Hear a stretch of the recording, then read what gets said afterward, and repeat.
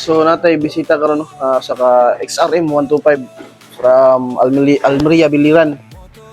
Ang iyahang unsa gyud imong main problema ano sa imong motor sir? Ang kuan. Ang gantong baterya na ko nga kadyo tro naglubat. Dali ra maglobat.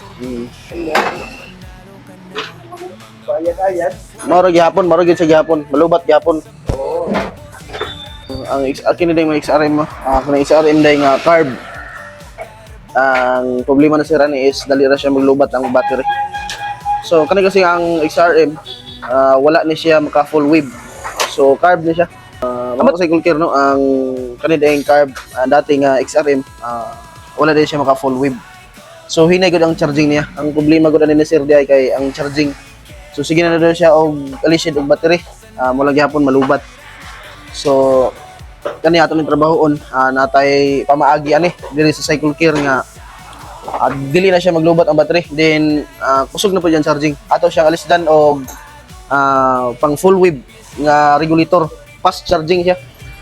So muna itong solusyon mga cycle care kini siya usa na siya ka regulator pang full wave siya nga kuan natay usbon anang iyahang stator din eh. Kaning stator na din ang mo create og kuryente sa makina din ato ng baklason. Ug mo na ni ang update karon mga cycle care no sa XRM nga 125 gitangtang na ang original nga regulator. Mo ni siya gamay ang charging niya original din nga charging sa XRM 125. So kani siya ato ning tangtang siyempre gitangtang alisdan to ni og pang full wave nga regulator. So ang mubanat ana is ang atong chief mechanic cycle care motor shop na ba. So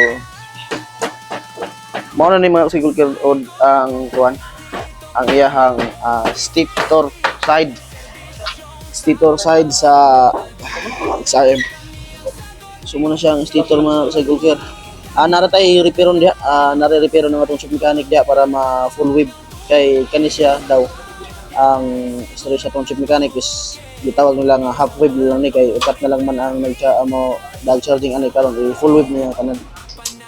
So mao na ni karon no ang stator ana siya giputol diha para soldahon para siya paggamon. So ang sa pag full wave diay sa mga inaning problema no dili gid siya basta-basta nga trabaho kay usa ra kagalaw nimo diha og musayog sunog tanan.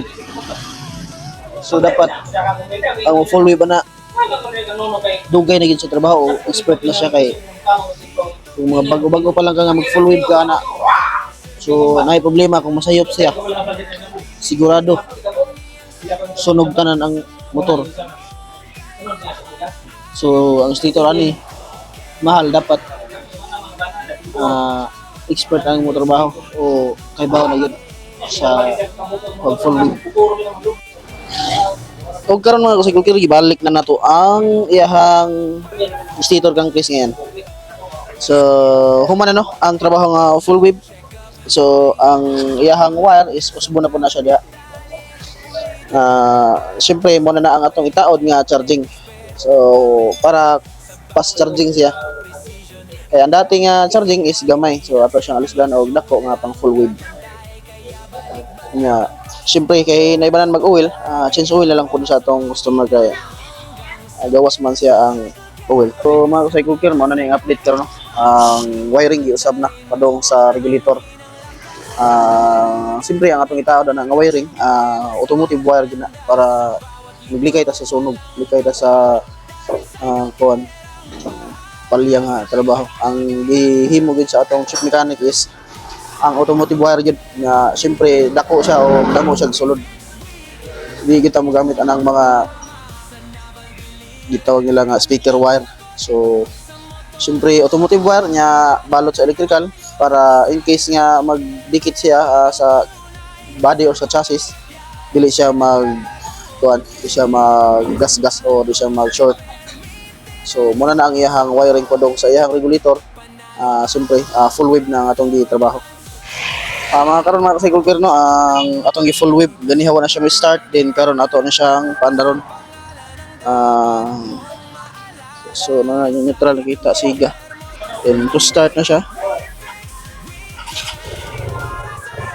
So humok na siya. So fast charging na siya. Ano siya